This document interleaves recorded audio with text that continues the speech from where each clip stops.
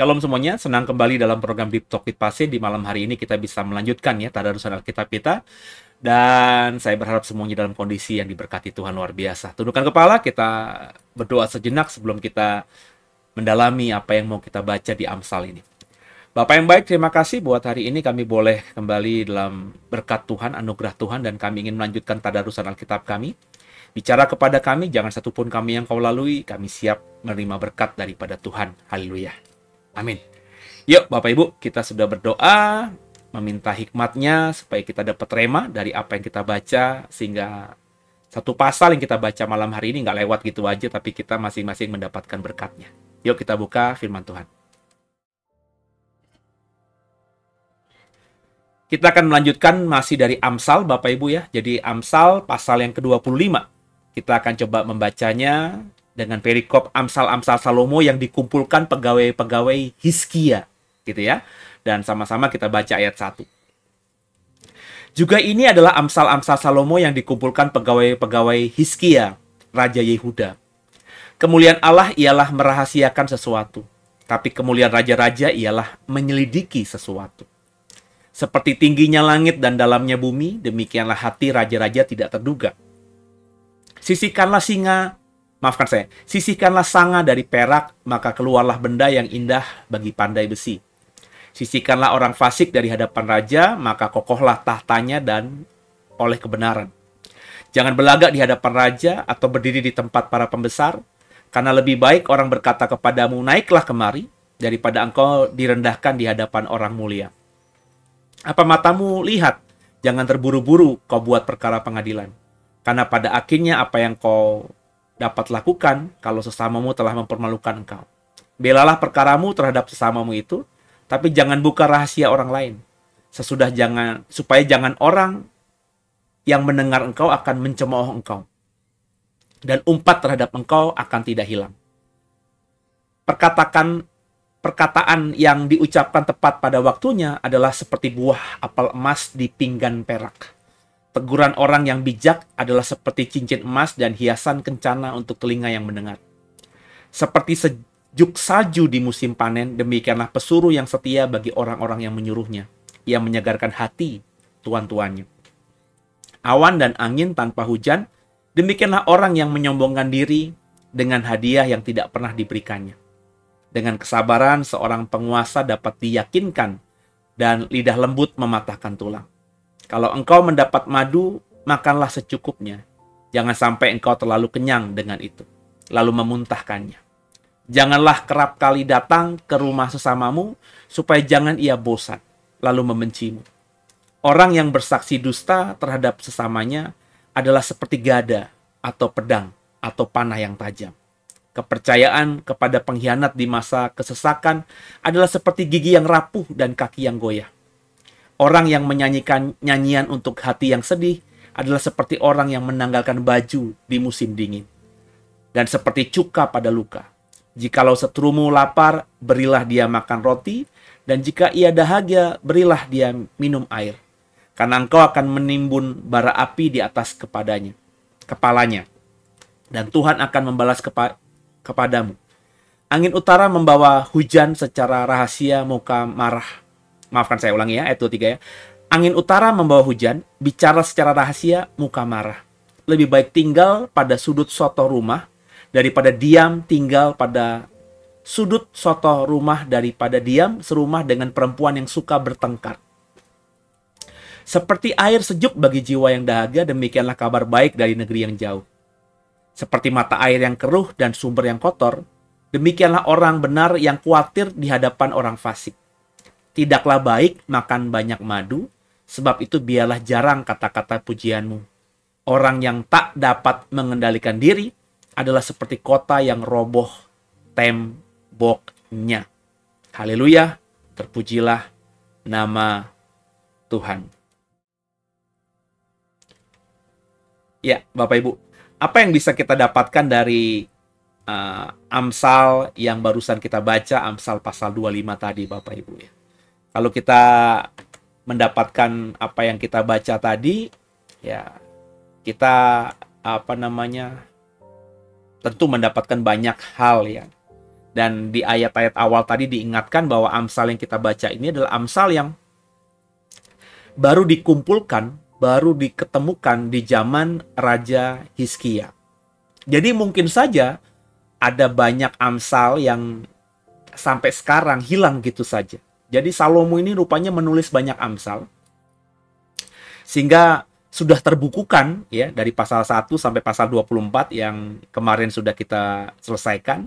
Dan rupanya ada jeda waktu yang cukup panjang, Amsal-Amsal Salomo itu ya terselip dalam perpustakaan mungkin, terselip dalam dokumentasi-dokumentasi mungkin, sehingga akhirnya ketika itu tertumpuk ya mungkin karena banyaknya ya, mungkin di zamannya Salomo, ya Salomo hanya menulis begitu saja. Mungkin menuliskan sebuah surat, nasihat kepada anak-anaknya, mungkin kemudian oleh panitera raja atau sekretaris raja, yaitu didokumentasikan. Tapi karena banyaknya ya, dan tentu Bapak Ibu harus paham bahwa dokumentasi zaman dulu ya itu belum sebaik sekarang. Kalau sekarang mungkin dokumentasi bisa lewat digital gitu ya, orang tinggal simpen dan itu bisa tersimpan lama. Misalnya kita simpen di power bank gitu ya, atau di power bank ya, kita simpen di hard disk gitu ya, mungkin itu akan tersimpan lama ya. Kalau hard disknya tidak hilang ya itu dokumen tetap ada di situ. Tapi zaman dulu kan dokumen itu masih dalam papirus ya, dalam lembaran-lembaran perkamen gitu ya, yang tentu rapuh ya, yang kalau ditumpuknya atau disimpannya, didokumentasikannya kurang baik ya, dengan cuaca, kelembapan, jamur gitu ya, itu mungkin akan punah gitu ya. Apalagi tentu Bapak Ibu kalau paham bentuknya kan perkamen atau papirus itu kan kertas yang dibuat sangat sederhana ya, terus juga dari kulit binatang mungkin ya, yang digulung sedemikian rupa, ditaruh di tempat-tempat yang disebut perpustakaan raja, ya mungkin keselip ya, karena satu dan lain hal. Kita tahu misalnya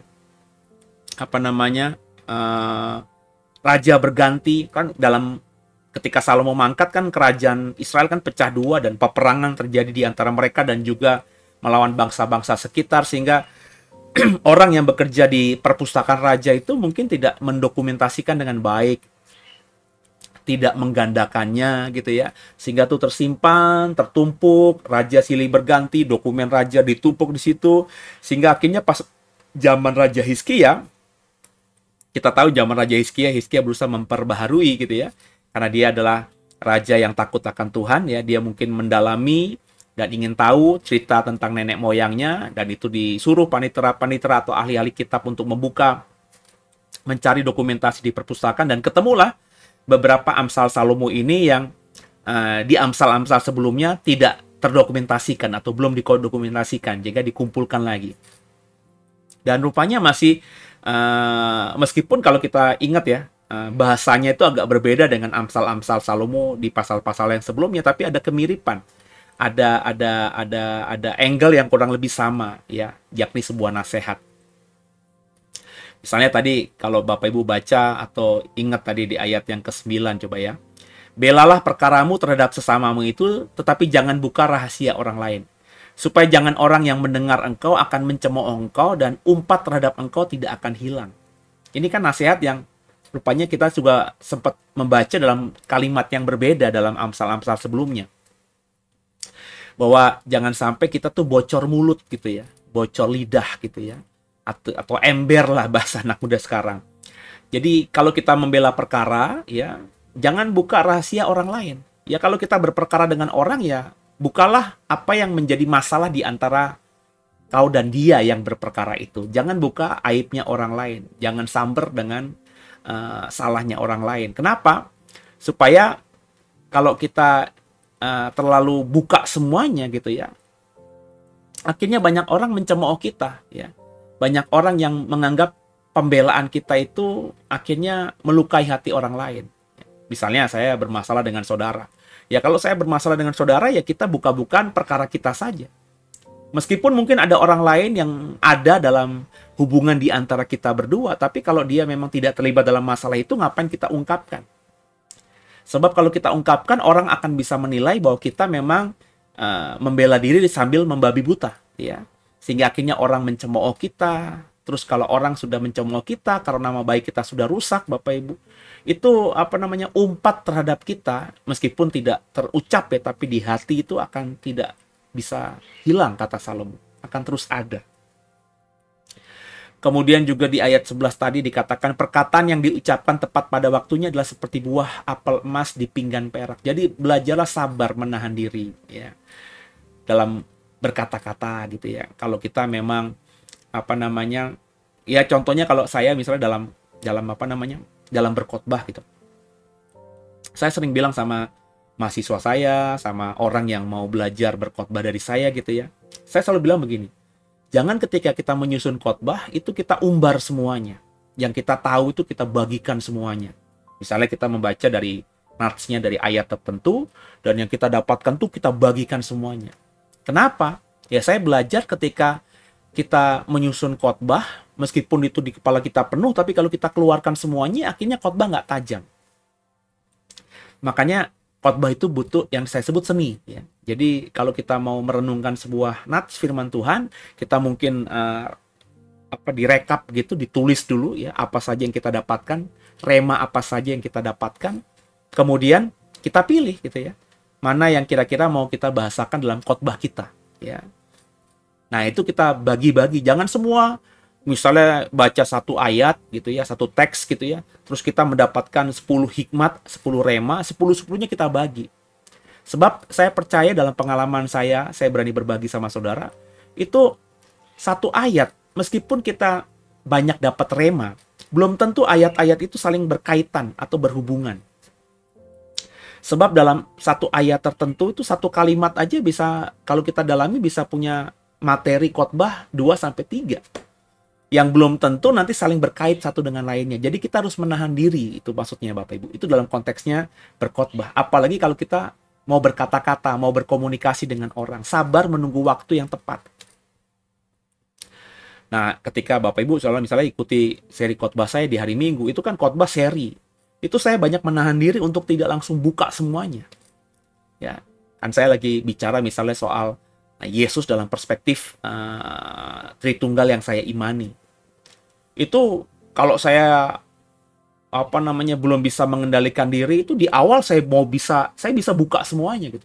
Tapi kalau saya buka semuanya, orang pasti akan salah paham dengan hal yang mau saya sampaikan itu.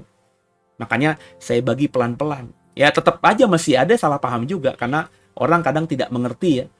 Mau ngajar kok sampai berapa seri, kayak dibikin-bikin aja serinya. Mestinya satu kali khotbah juga bisa. Ya terserah deh pandangan orang gitu. Tapi kan kita punya pandangan sendiri. Kalau bagi saya, ketika saya mau mengajarkan sebuah doktrin atau sebuah pemahaman yang dalam, itu nggak bisa cuma satu kali khotbah.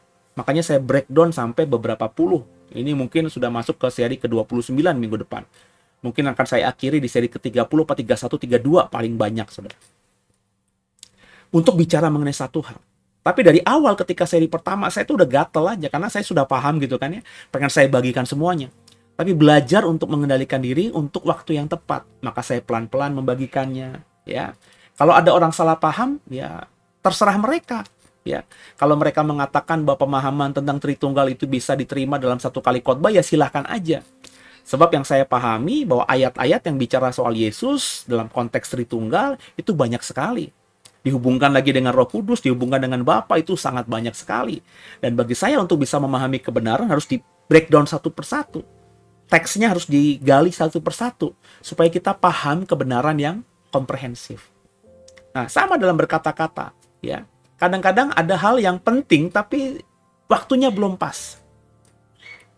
Jadi belajarlah mengendalikan diri. Makanya di era sekarang kan era digital gitu ya. Kadang-kadang menahan diri dalam konteks WhatsAppan gitu ya. Dalam konteks japri orang atau merespon atau memberikan komentar, itu harus sabar. Kadang-kadang ya dalam konteks sih banyak orang yang merespon misalnya khotbah saya dengan komentar gitu ya, kasih komentar. Itu bagi saya mereka tidak sabar gitu. Langsung dalam emosi mungkin ya, tidak sepaham dengan saya, langsung membahasakannya dalam pertanyaan atau dalam komentar di channel YouTube kami gitu ya. Tapi setelah saya respon ya mereka tidak bisa berdebat panjang. Artinya kan apa? Mungkin saja mereka itu ya tidak bisa menahan diri. Mestinya ketika ada sesuatu di kepala mereka, mereka endapkan dulu ya. Mereka coba baca lagi pelan-pelan ayatnya ngomong begitu apa tidak gitu ya. Baru direspon. Nah, kebanyakan orang itu cepat sekali merespon, tapi ketika responnya direspon lagi ya. Misalnya kalau Bapak Ibu komentarin saya, terus saya komentarin lagi ya. Banyak yang kalau saya perhatikan itu akhirnya tidak berkomentar lagi. Entah mereka tidak membaca komentar saya, balasan saya, atau mereka juga akhirnya tidak bisa menjawab apa yang saya jawab itu. Ya. Kalau dalam pengalaman saya dulu sebelum bisa mengendalikan diri, kalau saya merespon orang, terus orang itu merespon balik saya dan saya merasa saya salah, ya saya tinggalin. Itu di zaman dulu kan begitu kan ya. Kenapa ya? Karena saya masih emosional aja gitu ya. Masih muda, kalau ada orang komentar tidak sesuai dengan saya, langsung aja pengen gatel tuh ngebales gitu. Tapi ternyata ya tidak seperti itu harusnya. Harus belajar menahan diri untuk tahu gitu Bapak Ibu. Untuk bisa tahu kapan kita tepat untuk menyampaikannya. Dan ini disampaikan oleh Salomo ya, luar biasa ya. Salomo mengajar kita kedalaman yang luar biasa ya. Kemudian juga ada ayat tadi yang mengatakan bahwa teguran orang yang bijak adalah seperti cincin emas, hiasan kencana untuk telinga yang mendengar. Jadi teguran orang itu jangan dianggap apa ya, sesuatu yang serangan kepada kita. Ya. Meskipun harus kita membela diri gitu ya. Tapi teguran, kritikan itu jangan langsung dianggap sebagai sebuah serangan. Sometimes saya ketika berstatement sesuatu, memberikan, membuat sesuatu gitu ya, ada yang kontra dengan saya. Ya. Dan kalau dengan kontra, ya terus saya merasa bahwa apa yang dia berikan masukan itu benar, ya saya harus memfasilitasi atau mengkoreksi statement saya itu dengan lebih meluruskan sesuai dengan paham orang tersebut. Jadi teguran itu belum tentu semuanya negatif. Nasihat itu juga belum tentu semuanya positif. Jadi bagaimana kita menyikapinya. Makanya jadilah orang yang berhikmat itu sehingga kita tahu teguran mana yang baik buat kita, nasihat mana yang baik buat kita, dan juga apresiasi mana, pujian mana yang memang baik untuk kita. Sebab kalau kita tidak bisa menyaring itu, ya teguran, kritikan, masukan itu kita anggap serangan terhadap kita. Sedangkan pujian itu kita masukkan kategori orang yang mendukung kita. Padahal banyak orang yang bermulut manis, memuja-muji kita, tapi sebenarnya ya tadi, mereka cuma sebagai fans yang ketika kita nanti bermasalah, mereka kan dengan gampang meninggalkan kita. Saya punya, dengan usia saya sekarang, saya sudah punya pengalaman. Bagaimana orang yang saya pikir itu orang saya gitu, tiba-tiba menikam saya dari belakang. Orang yang saya berikan kesempatan, kemudian ketika saya bermasalah, dengan mudah meninggalkan saya. Ya. Seolah-olah mereka tidak berpikir bahwa mereka ada di posisi saat itu ya karena andil saya di masa lalu. Ya, saya belajar untuk menjadi orang yang tidak seperti itu. Ya, ya saya pernah lah dalam suatu pelayanan gitu, ada orang yang tidak dikenal sama gereja saya sebelumnya. Ya, cuma jadi jemaat biasa aja. Ya, saya mengenalkan kepada pimpinan gereja, kepada gereja bahwa saya punya teman loh nih gitu ya. Apa yang bisa direkomendasi, saya merekomendasikan dia. Ya kalau jalannya Tuhan, mungkin kalau dia mau dipakai Tuhan, mungkin Tuhan bisa pakai orang lain untuk mengangkat dia. Tapi dalam konteks dia, ya dia bisa melayani di gereja saya, itu karena saya yang memang membuka jalan buat dia. Ya. Ketika awal-awal ya dia mensupport luar biasa, ya kasih apresiasi luar biasa. Ya, tapi ketika ada masalah dalam diri saya gitu, yang dimana saya difitnah dan juga diperlakukan kurang baik. Ini orang sama sekali tidak menghubungi saya, sama sekali, ya. Seolah-olah dia ya tidak peduli gitu. Saya nangkapnya sih begitu. Padahal mestinya logikanya, etika budayanya ya paling nggak dia tanya gitu, mendukunglah ya. Tapi tidak.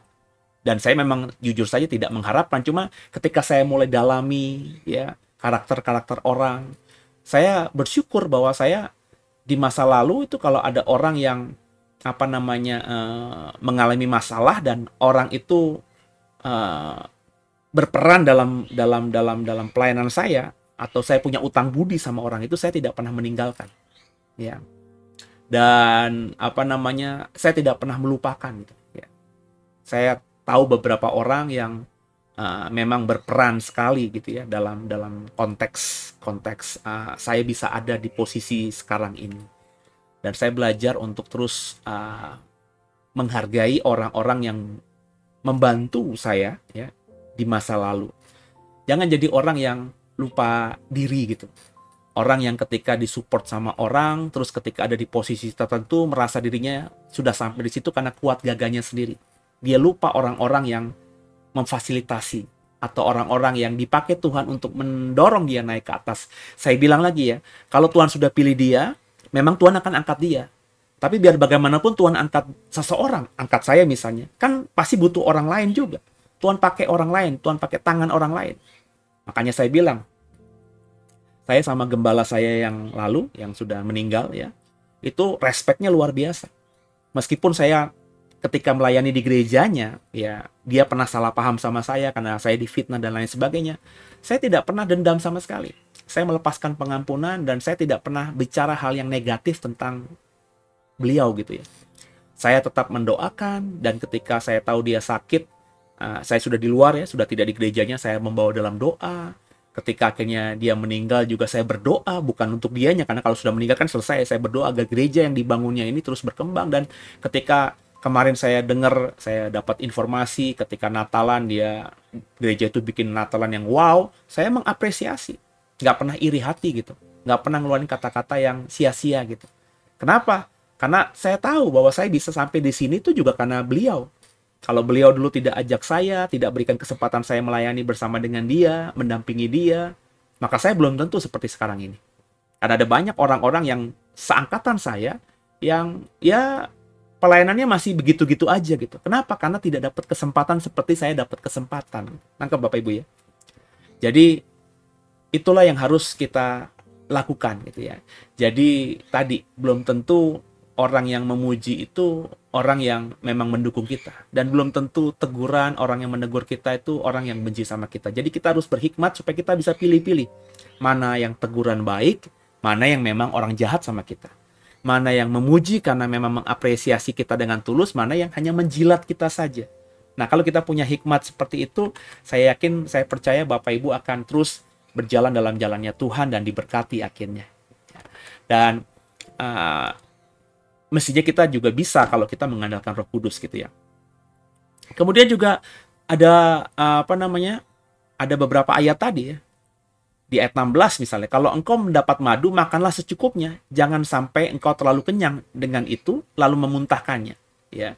Jadi madu itu meskipun enak, ya, dalam konteks Timur Tengah, orang yang habis berjalan di padang gurun, kemudian lelah, capek, dahaga, dehidrasi, lelah, gitu ya, itu ketika dijamu orang itu akan menjamu dengan air dan tentu akan memberikan madu.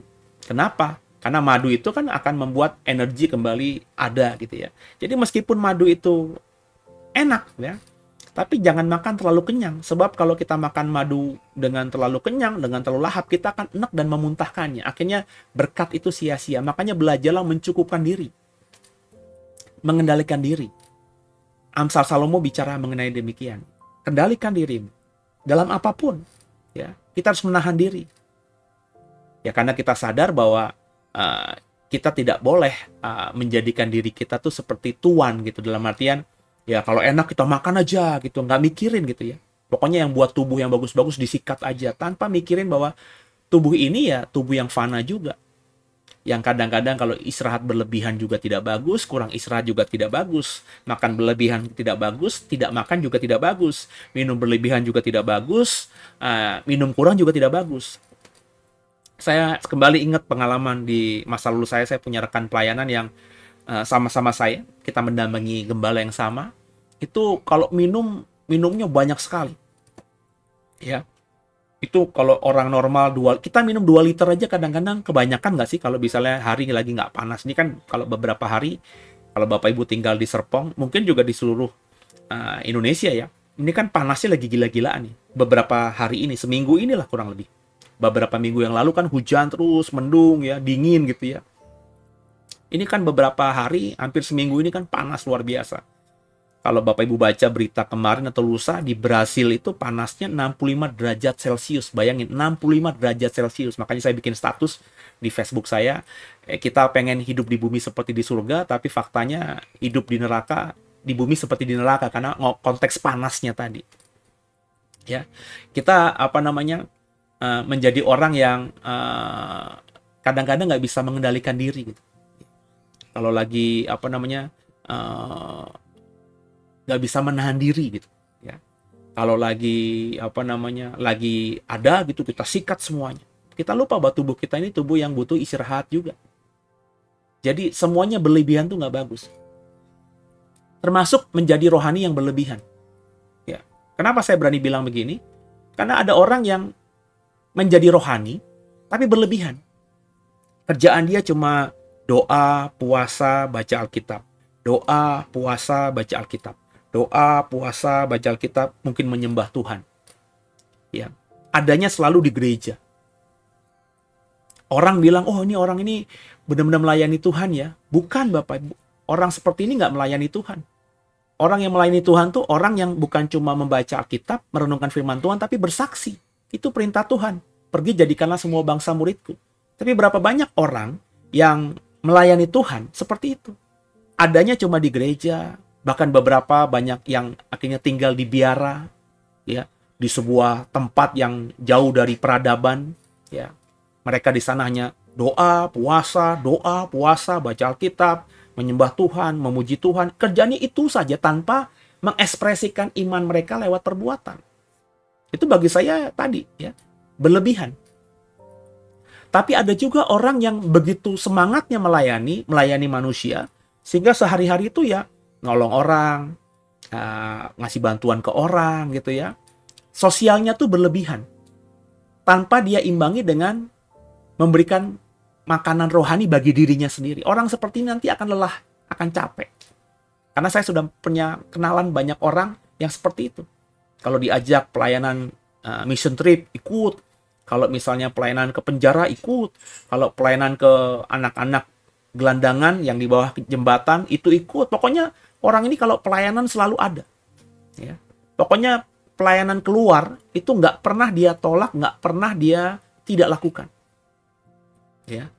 Tapi karena terlalu berlebihan bagi saya, rohaninya kurang. Dia tidak di-charge. Ya. Sama kayak sekarang, kayak saya lah gitu ya. Banyak pendeta itu kan khotbah mulu. Kalaupun baca Alkitab tuh baca Alkitabnya untuk dikhotbahkan. Untuk dijadikan bahan khotbah. Tidak membaca Alkitab untuk kepentingannya sendiri, untuk makanannya. Ya, ini yang bermasalah.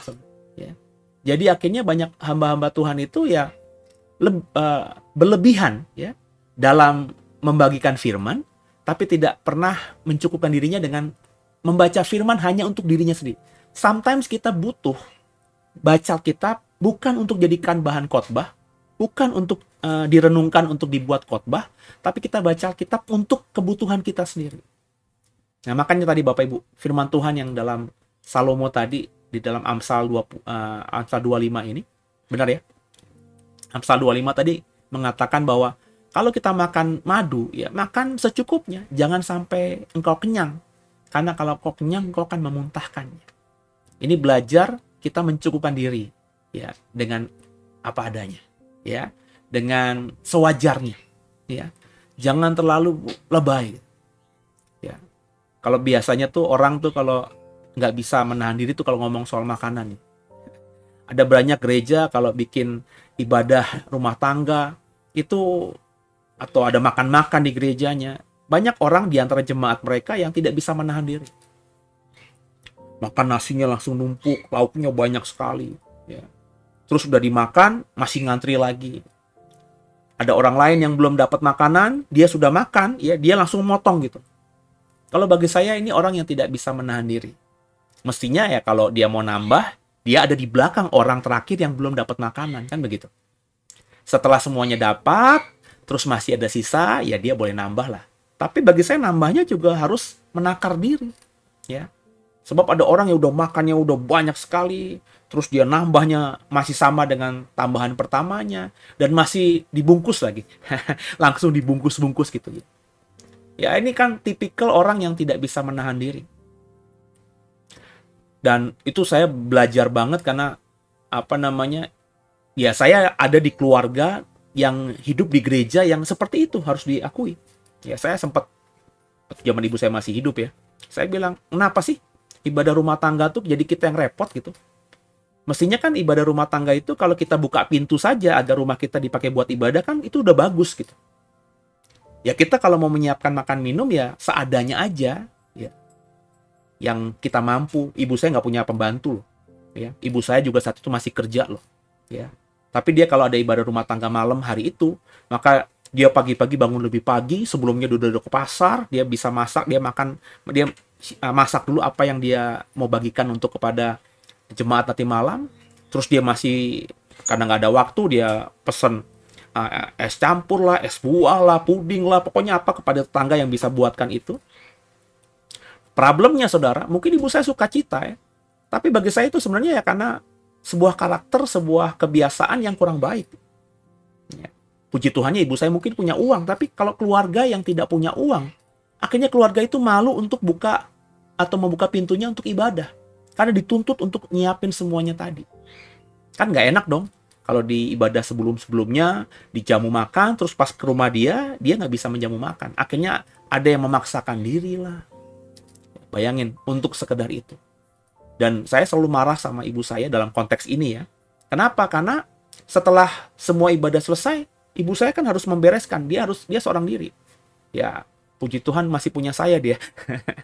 Anak laki-laki meskipun bukan perempuan yang saya masih ingat banget. Saya berani ya dikatakan ya, tidak dikatakan tidak. Kalau ibu saya ibadah saya di rumah, meskipun kami sudah tinggal pisah rumah, saya selalu datang. Ya di atas ya, tidak di atas tidak. Kalau saya ada pelayanan, saya akan datang setelah ibadah.